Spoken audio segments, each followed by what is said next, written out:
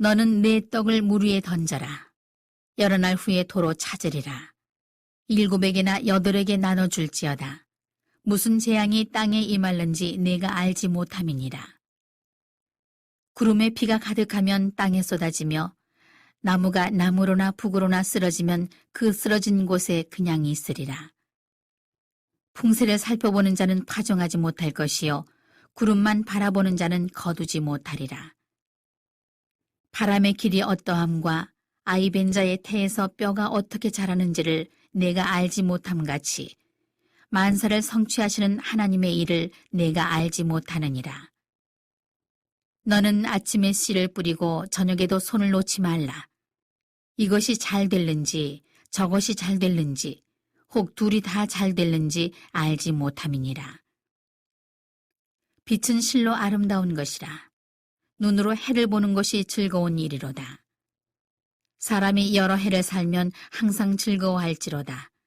그러나 캄캄한 날들이 많으리니 그 날들을 생각할지로다. 다가올 일은 다 헛되도다. 청년이여, 내 어린 때를 즐거워하며 내 청년의 날들을 마음에 기뻐하여 마음에 원하는 길들과 내 눈이 보는 대로 행하라. 그러나 하나님이 이 모든 일로 말미암아 너를 심판하실 줄 알라. 그런즉 근심이 내 마음에서 떠나게 하며 악이 내 몸에서 물러가게 하라. 어릴 때와 검은 머리의 시절이 다 헛되니라. 안녕하세요. 산정목 교우 여러분. 오늘 새벽 아침 하나님께서 은혜를 베풀어 주셔서 우리가 주님의 말씀과 함께 시작하게 되었습니다. 늘 말씀을 드리지만 말씀으로서 시작하는 하루는 복됩니다. 왜냐하면 그 말씀이 우리의 삶을 인도해주고 늘 하나님과 함께 동행하도록 이끌어주기 때문에 그렇습니다. 우리가 말씀을 통해서 말씀하시고 인도하시는 그 하나님을 늘 만나며 찬양할 수 있는 귀한 복된 한 날 될 수 있기를 소망합니다. 오늘 말씀 여러분들 읽어보셨습니다. 굉장히 유명한 말씀이 11장에서 등장한다는 것을 우리가 알 수가 있습니다. 그런데 어떻게 보면 이 말씀이 참 수수께끼 같은 말씀이기도 합니다.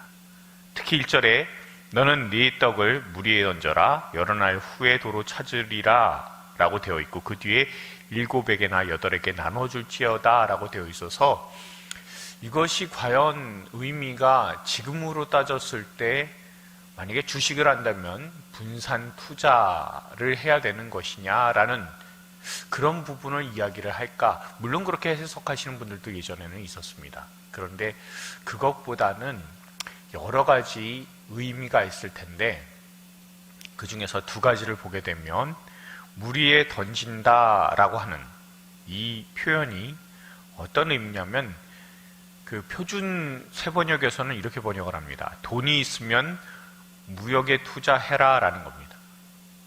그러니까 해상무역에 투자해라 라는 걸로 번역을 하는 분들도 있습니다. 그러면 나중에 가서 여러 날 후에 이윤을 남길 것이다 라는 것이 표준 세번역의 번역이라면 유진 피터슨의 메시지나 공동번역에서는 이렇게 번역을 합니다. 너그럽게 베풀어라, 자선활동에 투자해라, 자선은 크게 남는 장사다라는 쪽으로 그렇게 번역을 하게 됩니다. 직역을 하게 되면 빵을 물에 내보내라, 날이 많이 지나서 발견되리라 라는 그런 말씀이기도 합니다. 그런데 거의 대부분이 선한 행위를 하게 되면 그 대가가 있을 것이다 라는 그런 말씀으로서 해석하게 되고, 또한 예수님께서도 말씀할 때 남에게 대접받고자 하려거든 너희도 남을 먼저 대접하라 라고 하신 누가복음 6장의 말씀을 우리가 얼마든지 기억할 수 있습니다. 또한 사도행전 20장 35절 말씀에 주는 것이 받는 것보다 행복하다라고 하는 것, 복이 있다라는 것, 그것을 말씀하고 있으면 우리가 볼 때 다른 사람한테 주는 것, 그리고 다른 사람한테 주는 자선이라는 것이 그것이 가장 큰 것이다, 좋은 것이다 라고 우리가 얼마든지 1절을 해석할 수가 있게 됩니다. 그런데 전체적인 그런 분위기를 보십시오. 11장의 전체적인 분위기는 아마도 젊은이들에게 하는 권면입니다.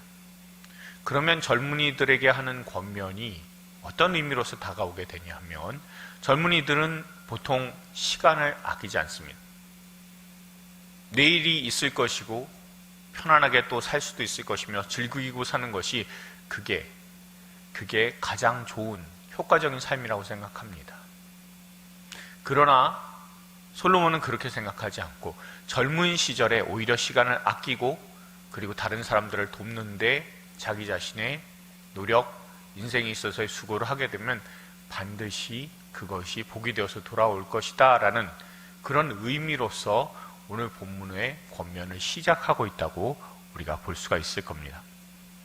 오늘 본문의 전체 개관은요, 젊은이들에게 하는 권면으로 죽음을 피할 수 없다는 현실을 생각하기에 썩 유쾌하지 않는 주제지만, 삶의 마지막을 기억한다는 것은 지혜로운 삶을 사는 단초를 제공한다는 것을 여러분들 꼭 기억하시기 바랍니다. 본문의 구분은 이렇습니다. 1절부터 6절은요, 삶 가운데 주어진 일을 열심히 수행하고 지혜롭게 행하는 것이 필요하다라는 겁니다. 이는 무슨 일에 또한 어떤 일에 하나님께서 축복을 하실지 모르기 때문이다라는 겁니다. 또한 7절에서 11절까지의 그런 내용은요, 젊은 사람들은 청년의 시기를 즐겨야 한다고 생각하지만 그들의 생각과 행동으로 말미암아 하나님께서 심판하신다라는 것도 생각해야 된다는 겁니다. 솔로몬은 과거 청년의 때에 향락 가운데 살았었습니다. 그런데 말년에 가서야 그런 행동이 부질없는 것이었다라는 것을 깨달았고요. 자신과 같은 전철을 젊은이들은 밟지 않도록, 걷지 않기를 바라는 마음으로 이 본문을 기술했다는 것을 우리가 알 수가 있습니다. 여기서 여러분들 가장 마음에 와닿는 구절이 어떤 구절입니까? 저는요, 읽을 때 여러분 8절을 여러분들 보시면 이렇게 되어 있습니다. 사람이 여러 해를 살면 항상 즐거워할지로다 라고 되어 있습니다. 그런데 유진 피터슨의 메시지에서는 이렇게 번역을 해놓았습니다. 아무리 오래 산다 해도 하루를 당연히 여기지 마라. 빛으로 가득한 매 시간을 즐거워하라 라고 번역을 했습니다. 이 내용을 여러분들 보시면 참 마음속에 와닿지 않습니까? 아무리 오래 산다 해도 하루를 당연히 여기지 마라라는 말씀. 어떻습니까? 우리가 살아가는 것, 삶이 다 하나님께서 주신 귀한 선물인데 아무리 오래 산다고 해도 하루하루를 당연히 여기지 말고 그 주신 것, 그 하루에 대해서 하나님을 묵상하면서 하나님께서 주신 것이 당연한 것으로 여기지 않고 참 감사할 것으로 여기며 빛으로 가득한 매 시간을 즐거워하면서 살아갈 수 있는 저와 여러분이 된다면, 그러면 그것만큼 하나님께서 주신 시간을 얼마나 값지게 또한 보람차게 가치 있게 사용하는 것이겠습니까? 하나님께서 바로 그런 삶을 기뻐하신다는 것을 저와 여러분이 꼭 기억할 수 있기를 바랍니다. 묵상을 위해서 용어를 해설합니다. 물 위에 던진 떡이라는 그런 표현이 있습니다. 이 표현은요, 그 당시 사람들한테 유명한 격언인 선행을 하고 그것을 강물에 던져라, 강물이 마를 때 그것을 되찾을 것이다 라고 하는 그 당시에 격언이 있었습니다. 그것을 생각나게 하는 겁니다. 이것은 선행을 하고 잊어도 선행은 반드시 하나님께서 갚으실 것이다 라는 의미로 볼 수도 있습니다. 그러나 꼭 기억하십시오. 여기에서 물 위에 우리의 먹을 것, 식물, 떡, 빵을 이렇게 던지면 그럼 나중에 이게 30배, 60배, 100배의 결실이 되어서 그것을 도로 찾을 것이 아니라 바로 그것만 찾을 수 있다는 것. 많은 것들을 내가 생각하고 또한 투자의 개념으로서 뭔가를 던지게 된다, 그런 의미가 아니라 내가 던진 것만큼만 받을 수 있다는 것. 우리가 선행을 하거나 또한 자선을 베풀거나 그렇게 할 때에 우리는 여러 가지를 기대하게 됩니다. 그러나 그렇지 않습니다. 내가 한 것만큼, 그거보다 못하게 돌아올 수도 있습니다. 작게 돌아올 수도 있습니다. 그러나 아버지께서 다 알고 계신다는 것을 먼저 기억할 수 있는 저와 여러분 되기를 바랍니다. 8절에 보면 재산 분배에 대한 내용이 나오는데 보통 물건이나 자산을 투자 등을 고려하지 않고 이웃들에게 분배해 주는 것을 의미합니다.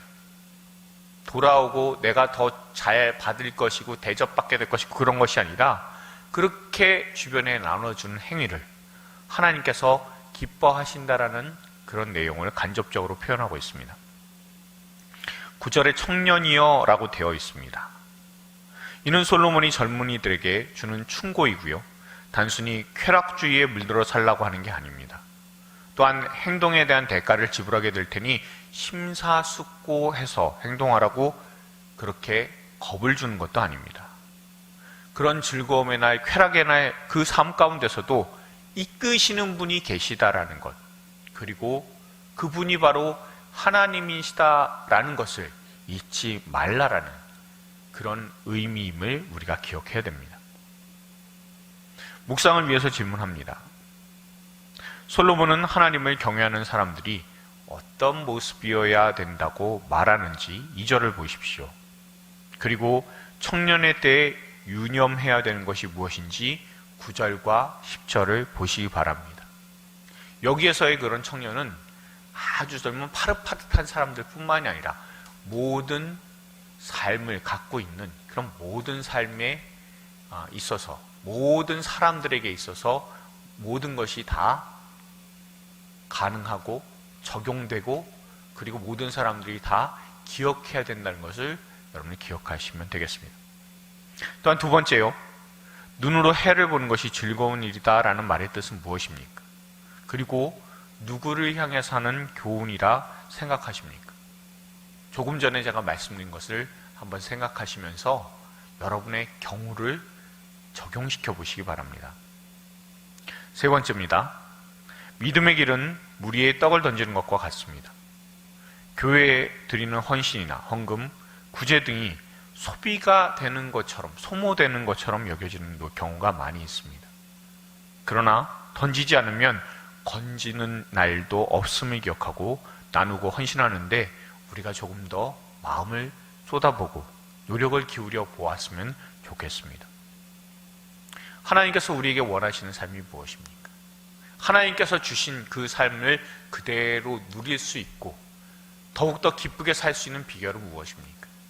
하나님께서 주신 그 귀한 삶을 우리가 마음껏 누리는 데 있어서 정말 필요한 것이 있다면 다른 사람들을 생각하고 다른 사람들과 나누며 또한 사람들과 함께하는 것, 그걸로 끝나는 것이 아니라 그 사람들에게 내가 무엇인가 할 수 있는 것을 주고 베푸는 것, 그것이 우리의 삶을 더욱더 풍성하게 만든다는 것을 기억하며 하나님께서 주신 날들을 단순히 우리 개인적인 감사와 고백으로 끝나는 것이 아니라 하나님께서 주신 날들에 우리가 서로 돕고 베풀며 그 가운데 하나님께서 우리에게 얼마나 크게 채워주시고 얼마나 우리를 사랑해 주셨는지를 십자가 안에서 예수 그리스도의 그 사랑 안에서 발견하며 그것을 서로 나누는 가운데 하나님의 선한 그 모습들을 교회 안에서 또한 이웃들 가운데서 나눠서 또한 베풀어서 그래서 하나하나 만들어 나갈 수 있는